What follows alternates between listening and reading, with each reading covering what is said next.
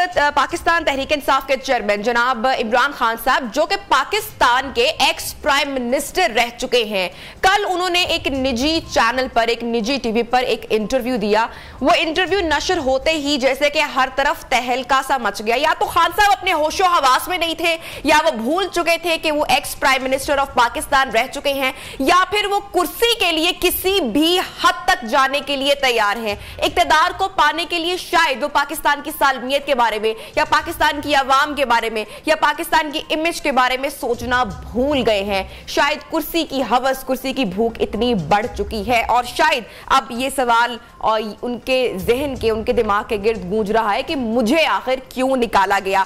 इक्तदार में आने के लिए आपने अपने बयानात मुसलसल तब्दील किए, पाकिस्तान की सालमियत, पाकिस्तान के अमन के खिलाफ जाकर आप बातें करने लगे। खान साहब, आपने जो 3 साल आपकी हुकूमत की, आपकी गवर्नमेंट की जो कारकर्दगी रही, जो परफॉर्मेंस रही, मेरा सवाल यह है कि आप उस पर बात क्यों नहीं करते? आपकी टीम, आपके जो रहनुमा, आपके जो लोग हैं, वो पीटीआई की कारकर्दगी पर बात क्यों नहीं करते हैं? साथ ही साथ जनाब तहरीके अदम एतमाद आई, उसके नतीजे में आपको आपकी कुर्सी से आपको हटाया गया। उसके बाद आप एक खत का तस्करा करते हैं, आप फिर अपने कत्ल का तस्करा करते हैं, लेकिन आप अपनी परफॉर्मेंस की बात बहरहाल नहीं करते हैं। आपने अब जो कल रात अपना इंटरव्यू दिया, वो एक सवालिया निशान है।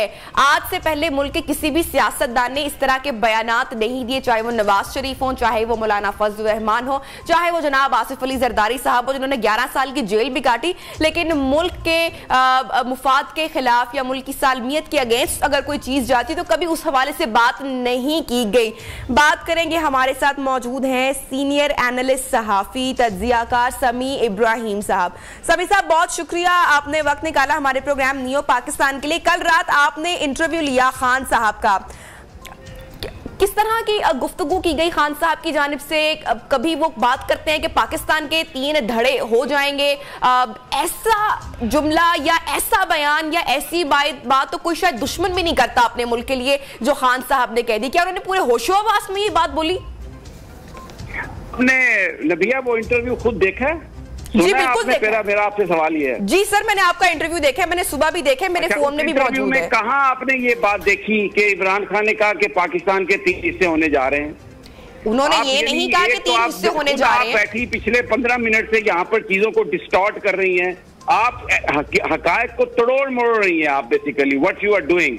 अच्छा, मैंने वो इंटरव्यू किया, मैंने वो सवाल किया, और उन्होंने बताया कि पाकिस्तान के दुश्मन क्या चाहते हैं, पाकिस्तान के दुश्मनों को क्या मंसूबा है। यानी उन्होंने तो जब आप पाकिस्तान के दुश्मनों को आप बार बार वो बात करेंगे, शुरू हो गई है जद सहाफत। आपने इतनी लंबी तकरीर की, मैं बेट लगाता हूँ आपने इंटरव्यू देखा ही नहीं है। अगर आपने वो इंटरव्यू देखा होता तो ये तो उसमें बात ही नहीं है कि पाकिस्तान, इमरान खान कह रहा है कि 3 हिस्से हो जाएंगे। वो इमरान खान तो ये कह रहा है कि अगर एस्टैब्लिशमेंट बाज ना आई, अगर जो लोगों इंतखाबात के जरिए अपनी हुकूमत मुंतखब करने का मौका नहीं दिया, तो फिर दुश्मन को वार करने का मौका मिलेगा। और दुश्मन का मंसूबा क्या है? पर आपको कमजोर करें ताकि आप बैंकरप्ट हो, जब उनके पास पैसा लेने के लिए जाए तो वो आपके साथ आपको ब्लैकमेल करें आपके न्यूक्लियर प्रोग्राम के हवाले से। और अगर डिफेंस, और अगर आपकी इकोनॉमी कमजोर है तो सबसे बड़ा कट डिफेंस पर लगेगा। अगर खुदा ना खास्ता फौज कमजोर हुई तो फिर उसका नतीजा क्या हो सकता है कि उनका ये मंसूबा है। तो पाकिस्तान की कौम को वार्न कर रहे हैं, और आप ये कह रही हैं यहाँ पर पूरा मीडिया भाई इसलिए कि इश्तिहार मिलेगा के और पता नहीं क्या क्या। सर मेरा ये सवाल है कि कौमी सतह का leader, ex prime minister of Pakistan अगर दुश्मन के मंसूबे हैं तो हम अपनी जबान से क्यों निकालें कि हम दुश्मन बता रहे हैं? बताएगा नहीं कौम को कि अपने आप को तैयार करो, बताएगा नहीं कौम को इससे पहले मशरकी पाकिस्तान का सानिया, बताएगा नहीं कि ये जो इस वक्त हमले हो रहे हैं ये क्यों हो रहे हैं। वो वो कोई इंपोर्टेड प्राइम मिनिस्टर है, वो कोई शरीफ साहब। तो सर परफॉर्मेंस की बात क्यों नहीं करते? खान साहब अपने 3 साल 3.5 साल कारकर्दगी की बात नहीं करते, खत की बात बीच में ले आते हैं, साजिशों की बात बीच में। 3 साल कारकर्दगी भागते क्यों है, डरते क्यों है? आप कहें ना कि इतने तारीख के बड़े जलसे हुए, पाकिस्तानी कौम इंतखाबात चाहती है, आप कहें ना कि ये कौम चाहती है। आप किसकी बोली बोल रहे हैं? दुश्मन की बोली तो वो लोग बोल रहे हैं जो इमरान के बयान को डिस्टॉर्ट कर रहे हैं, लीडरशिप को अवाम से दूर करने की नाकाम कोशिश कर रहे हैं। वो कहते हैं ना, चांद पर थूकना अपने मुंह पर थूकना होता है। ये जो सारी बातें चैनल्स कर रहे हैं, कल रात से झूठ बोल रहे हैं। मैंने इंटरव्यू किया है, आप सारा इंटरव्यू सुने, उसमें ये बात नहीं है। इमरान खान किसी तरह से भी उन्होंने ये नहीं कहा कि पाकिस्तान को ये होना चाहिए। टेलिंग द पब्लिक कि ये हो जाएगा, दुश्मन ये मंसूबा। समी साहब, दूसरा पर्सपेक्टिव भी तो देखें ना। देखें जो बात गलत होती है, मेरे ख्याल से कि हमें उस बात को ऑन करना चाहिए। आप समझते हैं कि ये जुमला ठीक था? कभी वो कहते हैं कि पाकिस्तान पर एटम बम गिरा दो, इन सियासतदानों से तो अच्छा है कि एटम बम गिर जाए। आप समझते हैं कि ये सियासी लीडर भी नहीं बल्कि एक पाकिस्तान का एक्स प्राइम मिनिस्टर बात कर रहा है, तो बाकी लोग जो है क्या वो इस मुल्क का भला नहीं चाहते हैं? इमरान खान ने ये कहा है कि इस पाकिस्तान के लिए मेरी जान भी हाजिर है, मैं अपनी कौम को रुकने नहीं दूंगा। ये इंपॉर्टेंट फॉर्मेट के अमेरिका के टट्टू जो हैं, ये अगर अवाम इनका हक हुक्मरानी है,